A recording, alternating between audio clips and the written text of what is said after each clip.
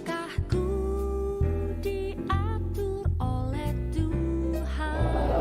Shalom, selamat pagi jemaat Gemindo Nasaret dan pencinta embun pagi yang dikasihi Tuhan.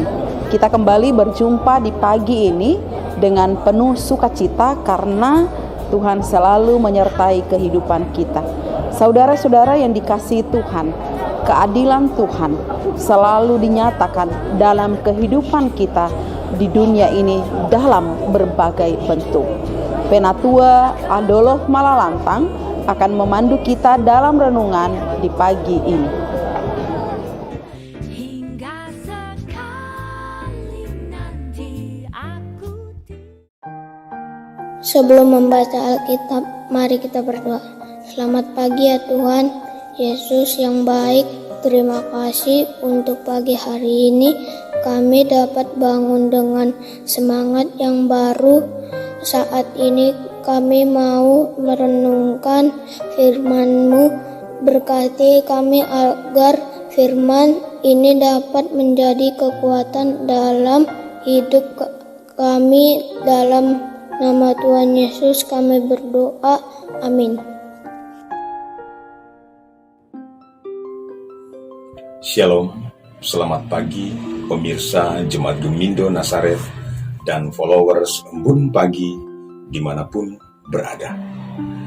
Kembali kita berjumpa di pagi ini dalam konten rutin Jemaat Gemindo Nasaret, yaitu Embun Pagi.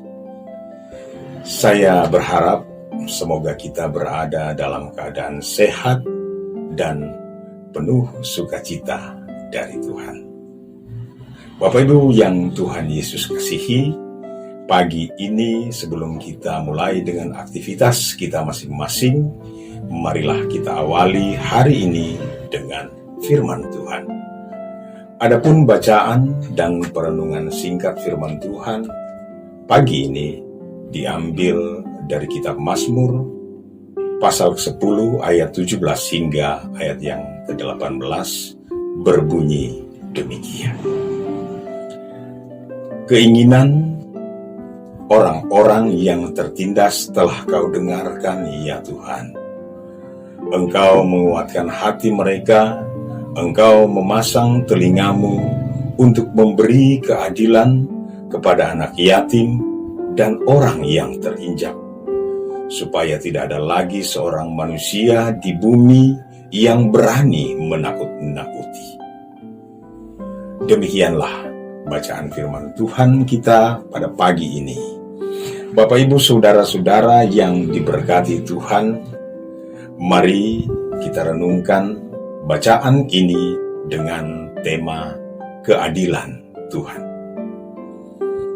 Di lingkungan sekitar kita, mungkin sering kita lihat ada orang jahat atau orang fasik yang enak dan makmur hidupnya. Dan ada juga aparat yang menyalahgunakan jabatan untuk melakukan korupsi.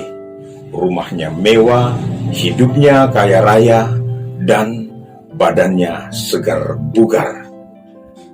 Hidupnya penuh kesenangan. Dan kalau mau jujur, jika kita menyaksikan hal demikian, akan membuat iman kita lemah. Karena apa? Ya, karena iri melihat kehidupan mereka. Kok bisa mereka lebih enak daripada hidup daripada kita orang-orang yang takut akan Tuhan. Bapak Ibu saudara-saudara yang diberkati Tuhan, jika dibaca keseluruhan perikop kita bisa melihat gambaran orang fasik. Mereka adalah orang yang giat memburu orang yang tertindas, memuji-muji keinginan hatinya, mengutuki dan menista Tuhan. Merasa Allah itu tidak ada sehingga tidak akan menuntut apa-apa kepadanya. Dan mengapa kita tidak perlu marah kepada orang yang berbuat jahat atau iri kepada orang fasik? Pertama, karena tidak ada gunanya. Karena orang fasik secara duniawi tampak berlimpah, berkat, dan hidupnya enak. Namun, ketika penghukuman Tuhan datang, pasti akan menimpa mereka, karena Tuhan adalah hakim yang adil. Kedua, berkat duniawi bukanlah tujuan menjadi orang Kristen. Kita mengikut Kristus karena kehendak mencari kerajaan Allah dan kebenarannya. Itulah yang ada di dalam Matius 6 ayat 33. Tuhan tahu ada orang yang kaya raya dari hasil korupsi. Tuhan tahu ada orang yang menyalahgunakan kekuasaan. Kita pun tahu Tuhan adalah hakim yang adil, yang pasti bertindak sesuai dengan waktunya. Berbahagialah kita yang mengikuti Tuhan dalam kondisi apapun. Jadi Bapak Ibu Saudara-saudara yang Tuhan Yesus kasihi, jangan iri terhadap keberhasilan orang fasik, tetapi jalanilah hidup dengan takut akan Tuhan dan menjauhkan diri dari perbuatan fasik. Keberhasilan orang fasik adalah semu. Pada waktu dan cara yang tepat, Tuhan akan menolong orang tertindas dan keadilan Tuhan akan ditegakkan. Semoga pagi ini kita semua berada di dalam lindungan Tuhan. Amin. Tuhan Yesus memberkati. Mari kita berdoa. Terima kasih ya Bapa di surga, terima kasih untuk semua yang Engkau berikan kepada kami, sehingga Engkau sudah memberikan kami suluh untuk mengerti bagaimana tindakan orang fasik dan bagaimana cara hidup orang fasik.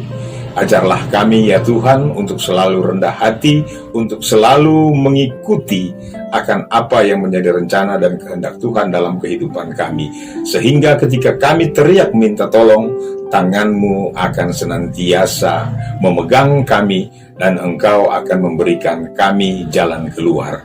Ya Bapa di surga, keadilan-Mu di tengah-tengah kehidupan orang percaya akan senantiasa selalu menjadi impian kami dan senantiasa itu akan menjadi nyata di dalam kehidupan kami.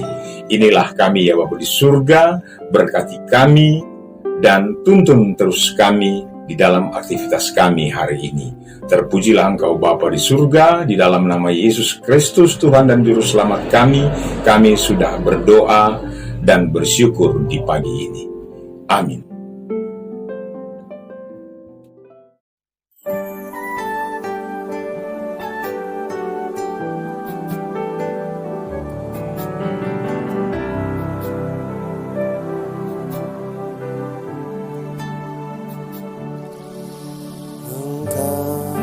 Tuhan yang setia,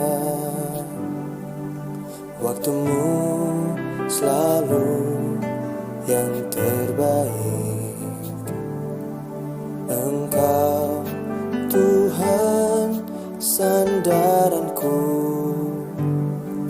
dan ku hanya kan berharap padamu. Satu-satunya yang ku andalkan, satu-satunya yang ku percaya. Engkau sumber kekuatan, sumber pengharapan, sumber kedamaian. Satu-satunya yang ku andalkan,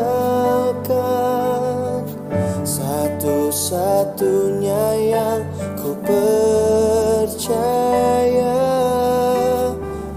Kau Tuhan memberkati, Tuhan penyembuhku.